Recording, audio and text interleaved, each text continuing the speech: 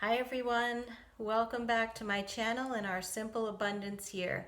This is our journey through Sarah Von Braunick's book, Simple Abundance.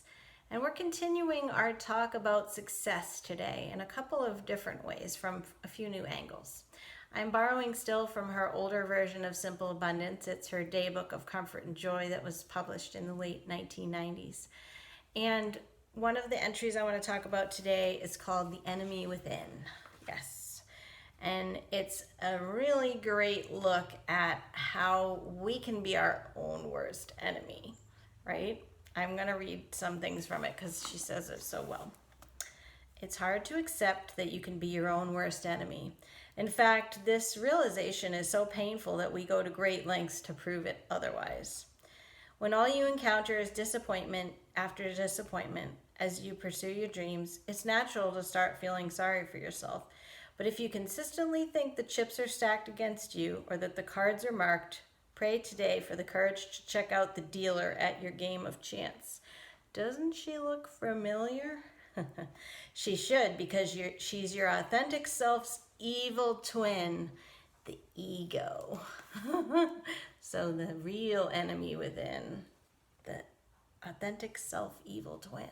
Have you ever thought about that? The ego has everything to lose once your authentic self grows strong enough to act consciously on your behalf, guiding your creative choices, decisions, ambitions, and actions for the highest good. Yeah, so it's the part of you that's going to feel really uncomfortable when you start making steps out of your comfort zone, right? Because most of us are probably living from the ego initially. And as we start on this authentic living path, it's very different and it can threaten the ego too, right? And a lot of times the ego is where we have the fear, right? We've talked about the fear, and we talked about trying to have courage instead of fear as well, right? Courage is fear that said its prayers. And that's from the other entry we talked about. Fear has derailed more dreams than we can ever know. Physical distress, a racing heart, pounding head, nervous stomach. It's the first assault when we edge to the perimeter of our comfort zone. It's a natural primordial instinct, the remnant of the flight or fight syndrome. But she goes on to say that what we're doing is very different than if a lion were chasing us, right? So it is different. And then what comes out of fear is intimidation, right? Intimidation works differently from naked fear. She's a shapeshifter, capable of adopting different guises to control you. The moment you step bravely from the bounds of your comfort zone, she's likely to rise up inside of you like a lion tamer, complete with whip and chair. Get back, she'll scream. Who do you think you are? You'll make a fool of yourself. You're risking your marriage. You're neglecting your children. Get back in your cage immediately. I bet we've all heard those kinds of words before, right? And then Sarah goes on to say that just because she said she's a shapeshifter, later on, she'll start to come to you as sort of more of like a friendly little voice, and it's like the voice of reason. But it's still stopping you from doing things. It's just not saying them in as a dramatic way as the lion tamer, right? So she says, like, relax, you've got this. Like, go watch a soap opera. Don't work on your manuscript or send that resume in, you know? So, yeah, and if none of the above works because you're older, wiser, and more experienced, she'll begin, and that's the intimidation, she'll begin a whispering campaign, sounding very familiar to your intuitive voice. How will you know the difference? If the suggestion you hear doesn't bring you a sense of peace, it is not the voice of your authentic self. It's the ego in one of her many guises. Tell her to shut up. What do you think about that? Then turn on some beautiful music that uplifts, inspires, and drowns her out. And Sarah's advice to us is today, just begin observing your behavior patterns. Every woman, even a megastar whose lives seem to be so glamorous, experiences ambivalences and success. One significant quality found in the women we admire is that they have identified their personal patterns of self-sabotage and learned to let their own best friend, their authentic self, that's the real best friend, outsmart the enemy within. And so can you. I really relate to that. And I think I have always had an inner voice, and sometimes when it's very negative, I have to identify that it's the ego and it's fear and it's intimidation, or it's just trying to hold me down, right? But when I get to the real authentic part of me, I know, I've said to you guys before, I'm a dreamer, I'm a risk taker, and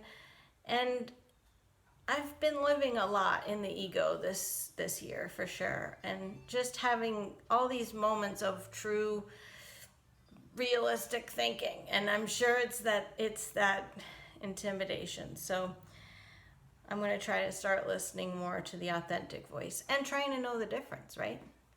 You think you've had that struggle in your own life? And this is the other one I wanted to talk about. I really like this. It's called The Spiral Path. And I think this one is actually in the new book, but it's on a different day. So I'm just going to talk about it now. But she talks about how this journey of authenticity that we've been talking about, it's a spiral path, okay? It's not like a straight line where there's a start and a finish. Think about a spiral. Sometimes you're going in, sometimes you're going out, right? Kind of like that. I was actually thinking too, like you guys know, I like the infinity sign. And so it's almost like that, where you're kind of going like back and forth as well in that. Sarah says, I'm often asked if I am now living authentically after following the Simple Abundance path for the last 4 years. And that's back when she wrote this in the 90s. Some moments, some hours, some days feel wholly right, completely authentic. And more frequently than not, I can attest to my conversations with family, friends, colleagues, even acquaintances and strangers that are authentic encounters. So are my choices, even the difficult ones, and my joys, my griefs, my hopes, and my love. But every minute of every day is not yet authentic. I think it takes an entire lifetime to live authentically. It is in the striving to be authentic that it makes you so, not the end result. When you think you've arrived, you realize you've come all this way just to prepare yourself to begin again. Yeah. The biggest surprise on the soulful journey to authenticity, whether as a philosophy or a spiritual path, is that the path is a spiral. We go up, but we can go in circles. Each time around, the view gets a little bit wider. The psychologist Carl Jung believed that our spiritual experience of the, quote, self, which I call the authentic self, could only be truly realized by we had this word before and I couldn't say it back then too. Circumambulating. Okay. All right. The ancients reversed the power of the circle. She goes on to tell us about the various symbols in all different traditions. I'm reminded of just how much of a spiral the authentic journey is when I get stuck in a set of circumstances from which escape seems impossible. When this occurs, I ask myself, what's the lesson here? So that I can move on? I usually discover that I've stopped using the principles of simple abundance as my stepping stones to wholeness. I've been too busy to write in my gratitude journal. I've been dropping in my tracks because I've been unable to say no. I'm cranky because my house is cluttered and I can't find anything. I'm frazzled because I've let myself forget that moments of solitude and meditation are necessary to center myself. I've been on this route many times, she says. I know that if I'm not experiencing harmony in my daily round, I'm not participating in the process. So I start again. Begin at the beginning. Make gratitude an active rather than a passive prayer. Consciously bring simplicity and order to my daily round. Honor moments of being rather than doing. It's not enough to know or write about simple abundance. It must be lived to realize its beauty and joy. When I do resume living by my own lights, I usually discover that I'm able to move on. But even if I can't change my outside circumstances, simple abundance enables me to change how I react to them. The life we want is not merely the one that we have chosen and made, says poet Wendell Berry. It is the one we must be choosing and making. Yeah. That's really well timed because we've been on this path now since January.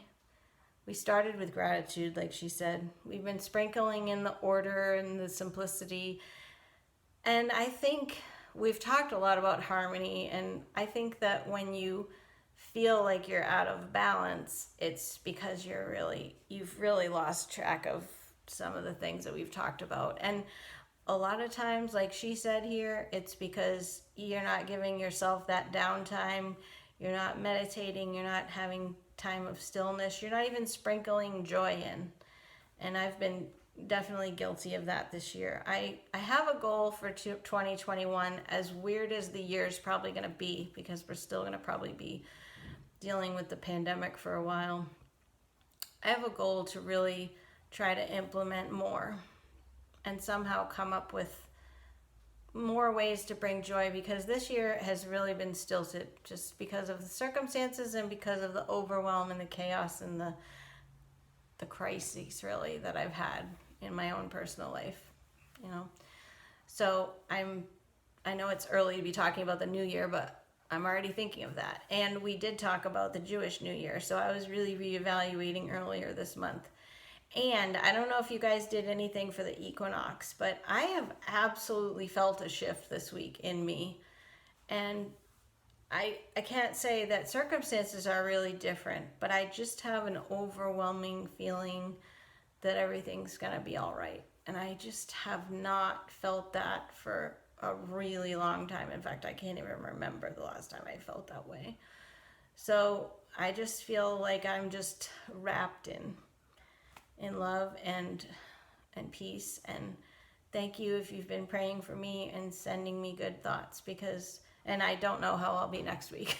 You know, I'm kind of unpredictable, but I feel like I've been working really hard this year. I've taken on a lot of challenges, and I love that entry we had last week about courage. I've been thinking a lot about that. And I said that to a friend of mine you may be watching. I'm going to share that this friend of mine was just feeling a lot of fear. And I can relate, because I have a lot of fear about what's going to happen in our country and things that, you know, we don't have control over. But after that courage entry, I said to my friend, I said, maybe it's okay that we have the fear, but maybe we're supposed to be demonstrating and learning courage right now. And again, courage is fear that said its prayers. I love that one. So it's all about the spiral experience. And sometimes we're in and sometimes we're out. And we can get off track, but we can get back on track. And we have all this under our belt now. And like I said to you many times, it's not like at the end of the year we're going to graduate from Simple Abundance. We've learned the tools this year, and it's really about applying them even more and being more active about really, really living them, and recognizing when the ego's taking over or when you're not following the path, right? There's a lot to think about with this. Let me know what you guys think. I hope you've had a wonderful week. I really have had a wonderful week myself, and I've been enjoying this beautiful weather that we're having. I'm a little red because I was walking, and then also I'm packing now for moving, and I've had some people come over and get some things. I'm trying to keep the chaos down so that Annabelle is okay. She's acting pretty normally, so that's good. But we do have the move coming up, and so I'm going to try to keep the background as clean as I can. I don't know where I'm going to film because I've started taking pictures off the walls and things. But anyway, you'll be along with me for the ride. And once we get landed in there, I think that's going to really be like a new, fresh start and a feeling of groundedness that has been absolutely missing for a while for me as well. Just because so much was up in the air. And at least it's like that's going to be all squared away, and then I'll get to decorate. Like, you know, I like to decorate. So thanks for listening to my ramblings and tuning in. I love having you guys along with me for the journey. Please leave me a comment if you will, because I do love to hear from you guys as well. and I'll see you on the next video.